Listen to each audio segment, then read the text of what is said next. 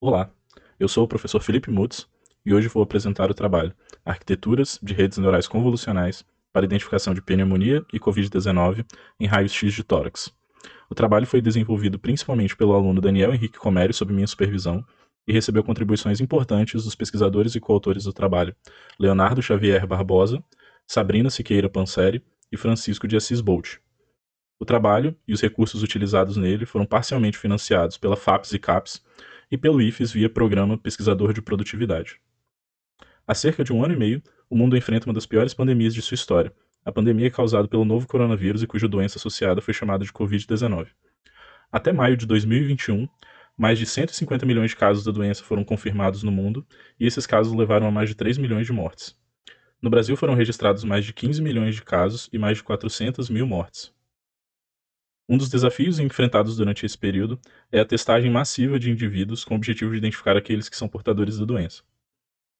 Dentre as várias abordagens estudadas, vários grupos de pesquisa têm buscado usar a inteligência artificial para analisar exames de raio-x e de tomografia computadorizada e tentar identificar quais desses exames são de pessoas portadoras da Covid-19. Essa tecnologia poderia ser usada em associação com os exames do tipo RT-PCR para a construção de protocolos de testagem. Esse trabalho busca contribuir com a pesquisa nessa área. Para isso, um conjunto de avaliações foram realizadas, cujo objetivo era responder às seguintes questões de pesquisa. Primeiro, dentre as arquiteturas de redes neurais ResNet 50, MobileNet V2, Inception V3 e EfficientNet B2, qual delas leva a uma maior performance preditiva na identificação de Covid-19 e pneumonia em exames de raio-x de tórax? Como veremos nos próximos slides, as imagens de raio-x existentes em bases de dados disponíveis na internet possuem uma grande variação.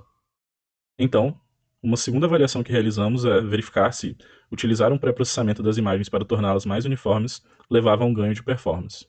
A terceira pergunta que investigamos é se o uso de ensembles construído usando os modelos mencionados traz benefícios em relação ao uso dos modelos individuais. É conhecido na literatura que redes neurais podem identificar padrões espúrios nos dados que levam a uma boa acurácia, mas que não necessariamente estão relacionados à tarefa de interesse. Para verificar que esse não foi o caso, e também buscando compreender como as redes neurais fazem as suas predições, nós utilizamos o método dos gradientes integrados para investigar quais regiões dos exames mais impactam as predições feitas pelas redes neurais. O código-fonte desenvolvido no projeto foi escrito usando a linguagem Python e as bibliotecas TensorFlow e Scikit-learn. O código é open source e está disponível no link apresentado no slide. Para responder essas perguntas, foi construída uma base de dados integrando amostras de 5 outras bases disponíveis na internet. Os nomes das bases e amostras de exemplo são apresentadas no slide. Como pode ser observado, existe uma grande variabilidade de brilho e contraste de posicionamento dos pulmões nos exames. A abordagem similar para a construção da base de dados foi utilizada previamente por Wang e outros autores no artigo intitulado COVIDNet, a Tailored Deep Convolutional Neural Network Design for Detection of COVID-19 Cases from Chest X-ray Images. Os 5 primeiros gráficos no canto direito inferior mostram o número de amostras de cada classe disponibilizado por cada uma das 5 bases de dados. As classes consideradas são normal, representando exames de pessoas saudáveis, pneumonia e Covid-19. O último gráfico mostra o número total de amostras de cada classe após a integração das bases de dados. A base final possui um certo nível de desbalanceamento, com mais amostras das classes normal e pneumonia do que a Covid-19. Contudo, não foram observados impactos negativos significativos causados por esse desbalanceamento no trabalho. Um conjunto de operações foi realizado para preparar a base de dados para os experimentos. Primeiro, foram removidas imagens duplicadas. Em seguida, foram removidas imagens com anotações incompletas, de exames diferentes de raio-x, como tomografias computadorizadas, ou com diagnóstico diferente de normal pneumonia ou Covid-19. Em algumas bases de dados existiam exames diagnosticados com outras doenças, como tuberculose, mas o número de amostras dessas doenças era muito menor em relação aos outros. Após essa filtragem, a base de dados resultante possuía 10.340 exames normais, 7.601 casos de pneumonia e 1.797 casos de Covid-19. A base de dados foi dividida de forma estratificada em conjuntos de treino e validação, 90% das amostras foram usadas para isso, e 10% para teste. O conjunto de treino e validação foi subdividido de forma estratificada em treino, 90%, e validação, 10%. Na divisão dos conjuntos de treino, validação e teste, tomamos o cuidado de não permitir que exames do mesmo paciente estivessem em conjuntos diferentes. Isso é, se o exame de um paciente está no conjunto de treino, não haverão exames do mesmo paciente nos conjuntos de validação e teste. A estratégia de pré-processamento que avaliamos para tentar uniformizar as imagens foi a seguinte. A primeira operação realizada veio de um artigo de 2014, cujos autores são Mehrotra e outros, e ela consiste em somar à imagem o seu top hat e subtrair o black hat. Top hat e black hat são operações morfológicas de imagens. O top hat é definido como a diferença entre a imagem e a sua abertura, e o black hat é a diferença entre o fechamento da imagem e a imagem original. O efeito dessa primeira operação é o realce da região do pulmão, em particular dos ossos da costela, e uma redução preliminar das diferenças de brilho e contraste. Como essa operação pode produzir valores negativos ou maiores do que 255, as imagens foram então normalizadas e em seguida passaram por uma operação de equalização do histograma para reduzir ainda mais a diferença de contraste e brilho. A figura abaixo compara imagens antes e após o pré-processamento. A primeira linha contém as imagens originais e a segunda linha contém as imagens pré-processadas. Observe como após o pré-processamento as imagens são visualmente mais uniformes. Vale ressaltar, contudo, que foram realizados experimentos com e sem uso de pré-processamento para avaliar se este trazia benefícios ou causava impactos negativos ao aprendizado das redes. As arquiteturas de redes neurais consideradas foram a ResNet 50, por ser um modelo tradicional da área de redes neurais e em muitos casos utilizado como baseline, a MobileNet V2, devido ao seu baixo uso de recursos e eficiência computacional na inferência em relação aos outros modelos, e as redes Inception V3 e EfficientNet B2, devido ao seu alto desempenho na base de dados ImageNet. Esses modelos foram escolhidos porque trabalhos recentes apontam que existe uma correlação entre a performance na base de dados ImageNet e a performance na tarefa objetiva após a realização de Transfer Learning. Todos os modelos foram pré-treinados na base ImageNet e foi realizado Transfer Learning para a tarefa objetiva. Eles foram treinados por 40 épocas usando o otimizador Adam e com taxa de aprendizado de 10 a menos 4. Para prevenir overfitting foi utilizada a técnica de Data Augmentation. As operações realizadas foram espelhamento horizontal, rotação, ajuste de contraste, translação e zoom. A figura abaixo ilustra alguns exemplos de imagens produzidos usando esta técnica. Cada linha representa um exame de raio-x, a primeira coluna são os exames originais e as demais colunas são imagens produzidas usando Data Augmentation. Os modelos treinados foram utilizados para construir ensembles com o objetivo de verificar se haveria ganho significativo de performance preditiva.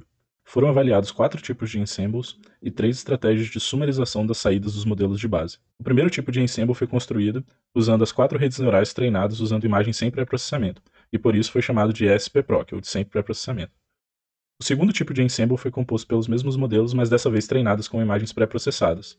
Portanto, esses 2 primeiros tipos de ensembles eram compostos por 4 redes neurais. O terceiro tipo de ensemble, chamado de S mais C, era simplesmente a união de todos os modelos, os 4 treinados sem pré-processamento e os 4 treinados com pré-processamento.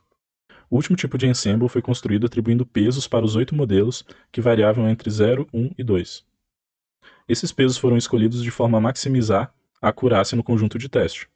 Por isso, os resultados obtidos usando esse método são otimistas e servem para estimar a performance máxima alcançável usando a estratégia de construção de ensembles. As estratégias de sumarização avaliadas foram gerar como saída do ensemble a saída mais votada dentre os modelos de base. Essa estratégia foi chamada de max votos. Retornar a classe com maior probabilidade média dentre todos os modelos de base, e essa estratégia foi chamada de média. E por fim, retornar a classe com maior probabilidade dentre todos os modelos. Isso é, a classe cujo modelo de base teve maior confiança na sua predição. Essa estratégia foi chamada de max prob. Vale ressaltar que em caso de empate, foi escolhida uma classe aleatória dentre aquelas que empataram. O primeiro experimento teve como objetivo responder 2 perguntas. A primeira, qual modelo único levava a uma maior performance preditiva na tarefa objetiva, e a segunda, se o uso do pré-processamento para a uniformização dos exames traria benefícios. Para isso, foram realizados 2 treinamentos usando cada um dos 4 modelos, o primeiro sem o pré-processamento e o segundo com o uso do pré-processamento. Os modelos foram então avaliados no conjunto de teste, e as métricas consideradas foram acurácia, abreviada como ACC, na tabela à esquerda, precisão, chamada de PRC, revocação, abreviada por RVC, e a métrica F1, chamada de F1 na tabela. As métricas de precisão, revocação e F1 score foram calculadas como a média entre as 3 classes avaliadas. Os resultados são apresentados na tabela. Analisando os resultados, podemos observar que a rede MobileNet V2 sem pré-processamento levou a maior valores de acurácia, revocação e F1 score, enquanto a rede EfficientNet B2 alcançou o maior valor de precisão. Os resultados apontam ainda que o uso do pré-processamento causou impactos negativos no aprendizado da rede. É possível que a diversidade nas imagens tenha contribuído para a redução do problema de overfitting no treinamento das redes. Outra possibilidade é que o pré-processamento tenha introduzido artefatos nas imagens que não existiam nos exames originais. Abaixo da tabela são apresentadas as matrizes de confusão para cada um dos modelos. Em cada matriz, linhas representam as classes verdadeiras, o ground truth, e colunas representam as classes preditas pelos modelos. Um fato interessante pode ser observado ao analisar a matriz de confusão do modelo ResNet 50 com pré-processamento. Embora a acurácia do modelo tenha sido baixa, ele apresentou a melhor revocação para a classe COVID. Apenas 2 imagens foram classificadas incorretamente usando esse modelo. Essas imagens são apresentadas na direita. Como pode ser observado, a imagem da esquerda é um raio-x lateral, que não faz parte do domínio do problema que consideramos, Na imagem da direita, o pulmão ocupa uma pequena região do exame e o pré-processamento parece ter deteriorado e reduzido a qualidade geral da imagem. Feitas essas observações, é possível concluir que o modelo ResNet 50 com pré-processamento seria o melhor modelo dentre todos para uso em um sistema de triagem, já que todos os casos de COVID relevantes foram identificados e não houveram falsos negativos para essa classe. O segundo experimento teve como objetivo avaliar se a integração dos modelos individuais em ensembles traria ganhos de performance. Os modelos foram treinados individualmente e não houve um treinamento conjunto na forma de ensemble. A tabela abaixo sumariza os resultados alcançados nesse experimento. Os resultados são organizados em 4 conjuntos. O primeiro conjunto é o ensemble construído usando as 4 redes, sem uso do pré-processamento nos exames. O segundo conjunto são os ensembles construídos usando as 4 redes treinadas com pré-processamento dos exames. O terceiro conjunto é composto por 8 redes, as 4 treinadas sem pré-processamento e as 4 treinadas com pré-processamento. O último conjunto são os ensembles construídos atribuindo pesos para as saídas das 8 redes. Para cada tipo de ensemble, foram realizados experimentos usando as 3 estratégias de sumarização. Como esperado, o melhor resultado foi alcançado pela estratégia de buscar os pesos atribuídos a cada modelo único, que maximizavam a performance do ensemble. A melhor configuração encontrada atribuía peso 2 para a rede MobileNet V2 sem pré-processamento, peso 1 para a rede Inception V3 sem pré-processamento e peso 2 para a rede EfficiencyNet B2 com pré-processamento.